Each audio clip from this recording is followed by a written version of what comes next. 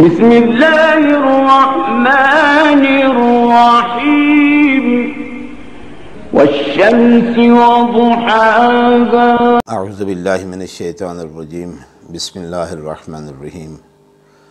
الحمدللہ الواحد الاحد الفرد الصمد والصلاة والسلام علی مصدر الخیر واشرف بریتہ ابی القاسم المصطفیٰ محمد وعلی آلہ الاطیبین الاطہرین المنتجبین اما بعد۔ برادران عزیز، اہل بیت اطہار یعنی رسول اللہ صلی اللہ علیہ وسلم کی آل، رسول اللہ صلی اللہ علیہ وسلم کا خانوادہ، وہ ہستیاں جن کی رگوں میں رسول اللہ صلی اللہ علیہ وسلم کا مقدس خون ہے اور جن کا تعلق رسول اللہ صلی اللہ علیہ وسلم کے شجرہ نسب سے ہے، اور پھر جن کے متعلق قرآن مجید میں اللہ تعالیٰ نے بہت سی آیات جن کی شان میں نازل فرمائی ہیں۔ مثلا آیت تطہیر کو آپ دیکھ لیں، اسی طرح سے آیہ مباہلہ کو دیکھ لیں، سورہ دہر کو دیکھ لیں، اور اسی طرح سے آپ آیہ مودت کو دیکھ لیں۔ آل محمد علیہ السلام کی مودت کو واجب قرار دیا ہے۔ سورہ شورى میں جیسے کہ ارشاد فرمایا قُلْ لَا أَسْأَلُكُمْ عَلَيْهِ أَجْرًا إِلَّا الْمَوَدَّةَ فِي الْقُرْبَى، کہ میں تم سے کچھ نہیں مانگتا سوائے اس کے کہ میرے اقربا سے مودت کرو۔ اور صحابہ کرام رضوان اللہ تعالیٰ علیہم اجمعین جب چل کے بارگاہ رسالت میں آئے اور آ کے سوال کیا کہ یا رسول اللہ وہ ہستیاں کون ہیں جن کی مودت قرآن مجید میں اللہ تعالیٰ نے ہم سب پر واجب کر دی ہے، تو رسالت مآب صلی اللہ علیہ وسلم نے ارشاد فرمایا کہ هو علی و فاطمہ والحسن والحسین، کہ وہ علی فاطمہ الزہرا سلام اللہ علیہ ہیں، امام حسن مجتبیٰ ہیں، اور امام حسین علیہ السلام ہیں۔ تو ان کی مودت قرآن مجید میں بھی خداوند عالم نے واجب کی، اور اس کے علاوہ احادیث نبویہ میں بھی بڑی صراحت کے ساتھ اور بڑی وضاحت کے ساتھ اپنی پوری امت کو رسول اللہ صلی اللہ علیہ وسلم نے یہ وصیت فرمائی کہ میں دنیا چھوڑ کے جا رہا ہوں اور تمہارے درمیان دو چیزیں چھوڑے جاتا ہوں، انی تارک فیکم الثقلین کتاب اللہ و عطرتی اہل بیتی ان تمسکتم بہما لن تضلوا بعدی ابدا، کہ میں دنیا سے جا رہا ہوں اور تمہارے درمیان دو چیزیں چھوڑ کے جا رہا ہوں، دو گراں قدر چیزیں، ان میں سے ایک اللہ کی کتاب ہے اور دوسری میری اہل بیت اور میری عطرت ہے۔ تو جو ان سے تمسک کرے گا وہ یقیناً گمراہ نہیں ہوگا، اور یہ دونوں چیزیں حوض کوثر پہ میرے پاس وارد ہوں گی۔ اسی طرح سے مختلف مواقع پر رسالت مآب صلی اللہ علیہ وسلم اپنی آل کی عظمت اور ان کی شان بتاتے رہیں، اور ویسے بھی عقل انسانی کی اگر کوئی شخص رسول اللہ صلی اللہ علیہ وسلم سے پیار کرتا ہے تو اسے سب سے پہلے رسول اللہ کے بعد جن ہستیوں سے پیار کرنا چاہیے وہ رسول اللہ کا خانوادہ ہے، وہ رسول اللہ کا گھرانہ ہے، وہ لوگ ہیں جن سے رسول اللہ پیار کرتے ہیں، وہ لوگ ہیں جن لوگوں کو رسول اللہ اپنی دوش رسالت پہ سوار کراتے رہے ہیں اور بار بار اپنی امت کو تاکید فرماتے رہے ہیں۔ اہل بیتی، میں اپنی اہل بیت کے متعلق تمہیں اللہ کو یاد دلاتا ہوں، اور اپنی اہل بیت کے متعلق تمہیں اللہ، اور بار بار یہ فرمانا نبی کریم صلی اللہ علیہ وسلم کا، لیکن سمجھ میں نہیں آتا کہ اس کے باوجود امت نے رسول اللہ صلی اللہ علیہ وسلم کی آل کے ساتھ وہ سلوک اختیار نہیں کیا جس سلوک کا تقاضا، وہ رویہ اختیار نہیں کیا جس رویے کا تقاضا قرآن مجید میں خالق کائنات فرما رہا ہے، یا نبی کریم صلی اللہ علیہ وسلم اپنی احادیث نبویہ میں ارشاد فرما رہے ہیں۔ کوئی بھی موقع لوگوں نے ہاتھ سے جانے نہیں دیا جہاں رسول اللہ صلی اللہ علیہ وسلم کی آل کی توہین اور ان کی تذلیل اور ان کو نیچا دکھانا، اور اس کے لاتعداد شواہد ہیں، اور انہی شواہد میں سے ایک شاہد میں آج آپ کی خدمت میں عرض کرنے لگا ہوں، اور ایک غلط فہمی کا ازالہ بھی مقصود ہے جو کرنا چاہ رہا ہوں۔ فرزند رسول امام حسن مجتبیٰ علیہ السلام، سبط اکبر رسول اللہ صلی اللہ علیہ وسلم، ان کے حوالے سے اور مجنوں کے حوالے سے، جس کا اصل نام قیس تھا، قیس عامری، قبیلہ بنی عامر سے تھے وہ، اور بڑے مشہور عاشق گزرے ہیں، وہ لیلا کے عاشق، اور لیلا مجنوں کا واقعہ اور قصہ بڑا مشہور و معروف ہے۔ تو پچھلے دنوں جناب مفتی منیر احمد اخون جو امریکہ میں مفتی ہیں، ان کا بیان سماعت سے گزرا، تو وہ فرما رہے تھے کہ امام حسن مجتبیٰ علیہ السلام جا رہے تھے اور راستے میں انہیں مجنوں مل گیا، اور امام حسن مجتبیٰ علیہ السلام نے مجنوں کو مخاطب کر کے فرمایا کہ مجنوں، میں اپنی خلافت سے دستبردار ہو گیا ہوں اور میں وہ خلافت امیر معاویہ کے سپرد کر کے آ رہا ہوں، چونکہ یہ خلافت انہی کو سجتی ہے، لہذا خلافت جنہیں سجتی تھی میں انہی کے حوالے کر کے آ گیا ہوں۔ تو یہ آپ ذرا بیان مفتی صاحب کا سن بھی لیں۔ راستے میں یہ مجنوں مل گیا، اس دور کا آدمی ہے یہ، تو مجنوں ملا تو امام حسن کی ملاقات ہوئی، اس کا نام قیس تھا اس وقت جی۔ تو آپ نے فرمایا کہ ہاں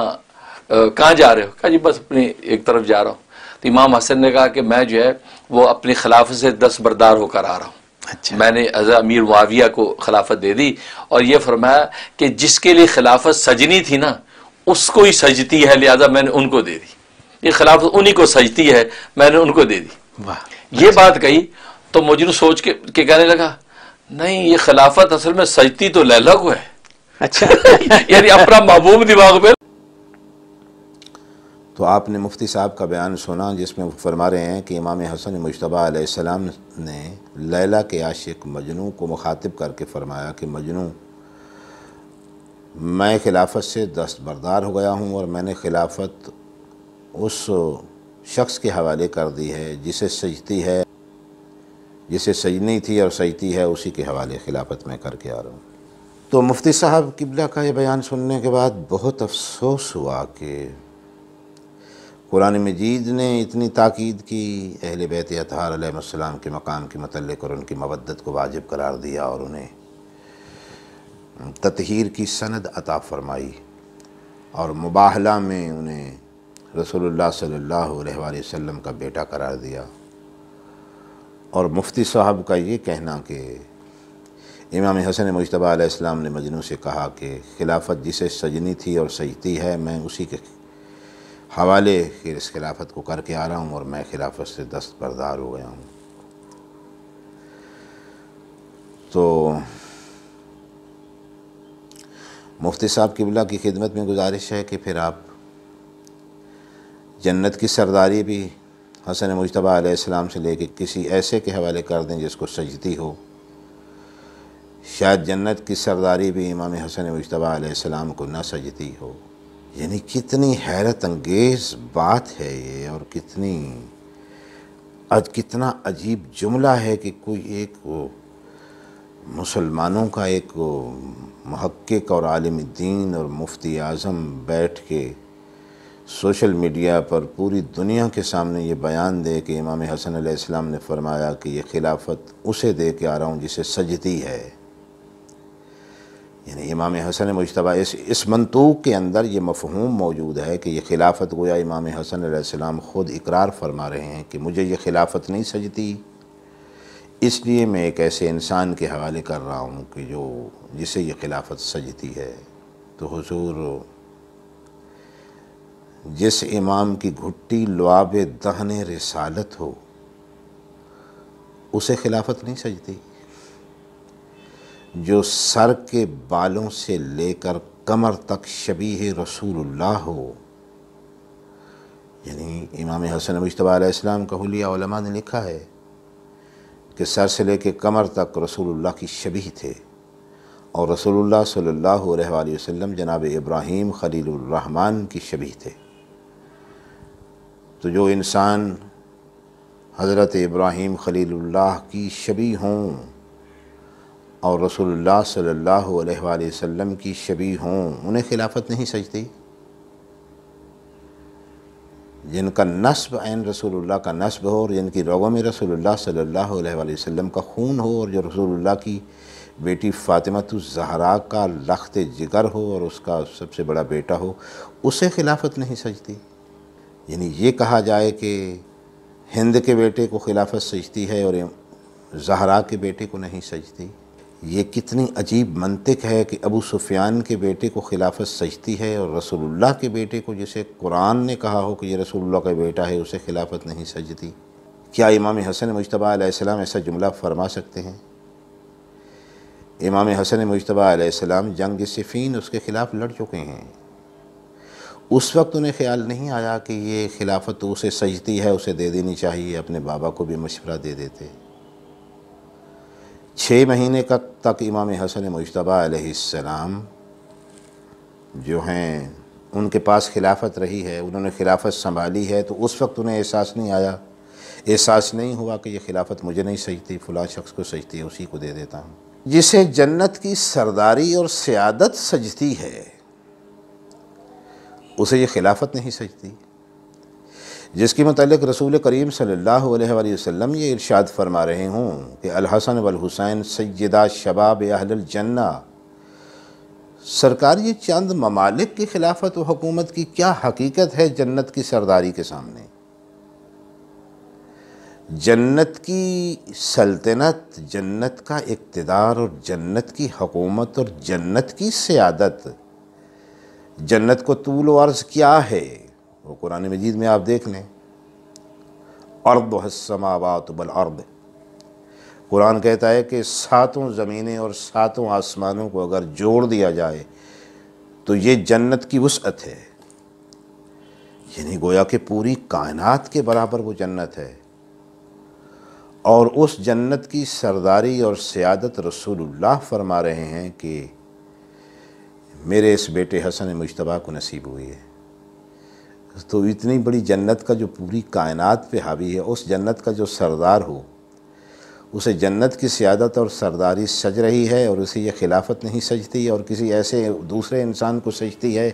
اور امام حسن مجتبیٰ علیہ السلام فرما رہے ہیں کہ چونکہ یہ خلافت مجھے تو سجتی نہیں ہے، لہذا میں ایسے انسان کے حوالے کر رہا ہوں جسے یہ خلافت سجتی ہے۔ کتنے افسوس کی بات ہے مفتی صاحب، اگر کہیں کسی نے لکھ بھی لیا ہو اور آپ نے پڑھ بھی لیا ہو تو درایت بھی تو کوئی چیز ہوتی ہے نا۔ آپ خود سوچیں اور میرے جتنے بھی ناظرین ہیں اگر وہ بیٹھ کے سوچیں کہ یہ کیا جملہ ہے اور کتنی توہین ہے فرزند رسول صلی اللہ علیہ وآلہ وسلم کی اس جملے میں۔ حالانکہ رسول کریم صلی اللہ علیہ وآلہ وسلم کی وہ مشہور حدیث ہے جس میں سرکار نے فرمایا کہ الخلافت بعدی 30 سنہ، میرے بعد خلافت 30 سال تک ہے، اور خلفائے راشدین کی جو مدت بنتی ہے امام حسن مجتبیٰ علیہ السلام کے 6 مہینے ملا کر تو وہ پورے 30 سال بنتی ہے، یعنی 29 سال پہلے 4 خلفاء کی، خلفائے راشدین کی خلافت کو ملا کر، اور 6 مہینے امام حسن مجتبیٰ علیہ السلام کی خلافت کو ملایا جائے تو یہ 30 سال پورے ہوتے ہیں۔ اور نبی کریم صلی اللہ علیہ وسلم نے ارشاد فرمایا، یہ گویا پیشگوئی فرمائی کہ خلافت میرے بعد 30 سال ہے۔ تو امام حسن مجتبیٰ علیہ السلام کی خلافت کے 6 مہینوں کو رسول کریم صلی اللہ علیہ وسلم نے اس خلافت راشدہ میں شامل فرمایا ہے، خود رسالت مآب صلی اللہ علیہ وسلم نے شامل فرمایا ہے۔ اور اس کے بعد نبی کریم صلی اللہ علیہ وسلم اس کو خلافت مان ہی نہیں رہے ہیں، فرما رہے ہیں خلافت راشدہ یہاں ختم ہو جاتی ہے۔ اس کے بعد کیا ہے؟ ایک ملک ہے، اس کے بعد کیا ہے؟ ملوکیت ہے۔ تو رسول کریم صلی اللہ علیہ وسلم تو اس کو خلافت تسلیم ہی نہیں کر رہے ہیں، جبکہ آپ یہ فرما رہے ہیں کہ امام مجتبیٰ علیہ السلام نے یہ فرمایا کہ میں اس کے لیے خلافت چھوڑ کے اور دستبردار ہو کے آ رہا ہوں کہ جسے خلافت سجتی ہے۔ لیکن جو اصل بات ہوئی تھی مجنوں کے ساتھ وہ کچھ اور تھی۔ مجنوں قبیلہ بنی عامر سے اس کا تعلق تھا۔ قیس ابن محول اس کے باپ کا نام تھا۔ لیلہ بنت سعد اس کی چچا زاد تھی۔ لیلہ بنت سعد عامریہ، قبیلہ بنی عامر سے تھی وہ بھی، اور اس کے چچا کی بیٹی تھی۔ اور سن 68 ہجری میں اس کی وفات ہوئی ہے مجنوں کی۔ صحرائے نجد کے یہ رہنے والا تھا اور یہ لیلا کا عاشق تھا اور اس کے عشق میں یہ دیوانہ ہو گیا تھا۔ تو سب سے پہلی بات تو یہ ہے کہ کہیں سے کوئی دیوانہ گزر رہا ہو تو کوئی سمجھ بوجھ رکھنے والا آدمی تو اسے چھیڑتا نہیں ہے، اسے کسی قسم کا سوال نہیں کرتا۔ کوئی مدبر آدمی، کوئی سمجھدار آدمی، کوئی صاحب عقل سلیم، چونکہ اسے پتہ ہوتا ہے کہ یہ تو دیوانہ ہے، اس سے کیا مخاطب کیا جائے اور اس سے کیا بات کی جائے۔ ایسی ہستیاں تو کوئی لغو کام یا کوئی لغو بات ان سے سرزد ہی نہیں ہوتی ہے جن کے لیے آیت تطہیر نازل ہو چکی ہو۔ تو امام حسن مجتبیٰ گزر رہے تھے اور مجنوں کو انہوں نے دیکھا تو انہیں اپنا درد دل بانٹنے کے لیے یا اپنا احوال کہنے کے لیے صرف وہ دیوانہ نظر آیا تھا، اور اسی سے جا کے انہوں نے کہنا تھا کہ میں خلافت سے جبکہ انہیں پتہ ہے کہ یہ مجنوں ہے، یہ دیوانہ ہے، کہ میں خلافت سے دستبردار ہو گیا ہوں یا تجھے خوشخبری سنا رہا ہوں۔ یہ مجنوں سے کہنا تھا، کسی اور سے کہہ لیتے۔ مجنوں کے پاس امام حسن مجتبیٰ علیہ السلام کہیں گئے ہی نہیں، ان کی آپس میں کہیں اس موقع پہ کوئی ملاقات ہی نہیں ہوئی ہے۔ لیکن چونکہ نوجوانوں کا یہ ایک مزاج ہوتا ہے اور بچوں کا یہ مزاج ہوتا ہے اور شریر لوگوں کا یہ مزاج ہوتا ہے کہ وہ دیوانوں کو چھیڑتے ہیں کہ یہ جواب میں کوئی بات کرے، ہر انسان کی اپنی ایک نفسیات ہوتی ہے۔ تو چند اصل میں جو واقعہ ہے وہ اس طرح سے ہے کہ مجنوں گزر رہا تھا اور چند نوجوان بیٹھے ہوئے تھے، تو ان نوجوانوں میں سے ایک نے مجنوں کو مخاطب ہو کر کہا کہ مجنوں تو بتا کہ امیر معاویہ حق پر ہیں یا امام حسن مجتبیٰ حق پر ہیں؟ تو مجنوں چونکہ دیوانہ تھا اس نے پلٹ کے کہا کہ نہیں، لیلا حق پہ ہے۔ تو اس نے یہ جواب دیا تھا، نہ کہ یہ کہ امام حسن مجتبیٰ علیہ السلام خود ملے، مجنوں سے ان کی ملاقات ہوئی اور امام حسن مجتبیٰ علیہ السلام نے مجنوں سے اپنا درد دل کہا کہ میں خلافت سے دستبردار ہو رہا ہوں، اسے جسے خلافت سجنی تھی اور جسے خلافت سجتی ہے میں اسی کو خلافت سونپ کے آ رہا ہوں۔ چونکہ ان دنوں میں جب یہ واقعہ ہوا ہے، جب یہ مجنوں سے سوال کیا گیا ہے، تو اس وقت صلح نہیں ہوئی تھی، ابھی جنگ کا ماحول تھا، اور اس عرصے میں مجنوں سے یہ سوال کیا گیا تو اس نے جواب میں کہہ دیا کہ نہیں، لیلا حق پہ ہے۔ تو یہ بات بعد میں امام حسن مجتبیٰ علیہ السلام تک پہنچی، تو امام حسن مجتبیٰ علیہ السلام مسکرائے اور فرمایا اگر اس کے علاوہ کوئی اور جواب دیتا تو پھر وہ واقعی سچا عاشق نہیں تھا۔ اور اس کے بعد تواریخ میں یہ بھی لکھا ہوا ہے کہ کچھ لوگ چل کے آئے امام حسن مجتبیٰ علیہ السلام کے پاس اور عرض کی کہ سرکار، یہ بنی عامر کو لوگ آپ کا بڑا احترام کرتے ہیں اور آپ کی بڑی عزت کرتے ہیں، فرزند رسول ہونے کی وجہ سے، بنی ہاشم ہونے کی وجہ سے، فرزند بطول ہونے کی وجہ سے، فاطمۃ الزہرا کا بیٹا ہونے کی وجہ سے، تو وہ آپ کا احترام کرتے ہیں۔ تو مجنوں بیچارہ دیوانہ ہو گیا ہے، تو آپ مہربانی فرمائیں اور لیلا کے باپ سعد عامری سے کہیں کہ وہ لیلا کا رشتہ مجنوں کو دے دے۔ اور ان لوگوں کے تقاضے پر اور ان کے اصرار پر امام حسن مجتبیٰ علیہ السلام نے سعد عامری کو، یعنی لیلا کے باپ کو بلا بھیجا، اور وہ آیا، آپ کی خدمت میں حاضر ہوا، اور امام حسن مجتبیٰ علیہ السلام نے مجنوں کی سفارش کی اور لیلا کا رشتہ اس کے باپ سعد عامری نے اپنے اس بھتیجے کو، یعنی مجنوں کو دے دیا، اور ان کی شادی ہو گئی۔ اور جو کچھ پھر یہاں ہمارے ملک میں بر صغیر میں اور پاکستان میں جو کہانی بنائی گئی ہے وہ سارا افسانہ ہے، دیوانگی کی حد تک وہ پہنچا، لیکن امام حسن مجتبیٰ علیہ السلام کی مداخلت سے اور آپ کی سفارش سے اس کی شادی آخر میں لیلا سے ہو گئی اور وہ اس کی بیوی بن گئی تھی۔ لیکن واقعہ جو پیش آیا وہ اس طرح سے تھا، لیکن انتہائی افسوس ہے، بہرحال ہو سکتا ہے کہ مفتی اخوند صاحب کو کوئی غلط فہمی ہوئی ہو، تو بہرحال اس معاملے میں مزید تحقیق بھی کر سکتے ہیں اور اپنے اس نظریے پر نظر ثانی بھی کر سکتے ہیں۔ تو ناظرین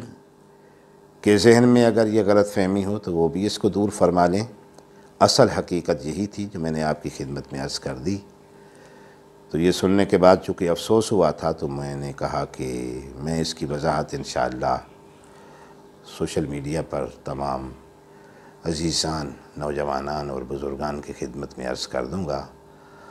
اپنا فریضہ سمجھتے ہوئے۔ اور اس میں آل محمد علیہ السلام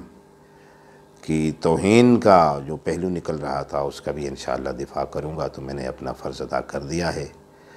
وآخر دعوانا ان الحمد للہ رب العالمین۔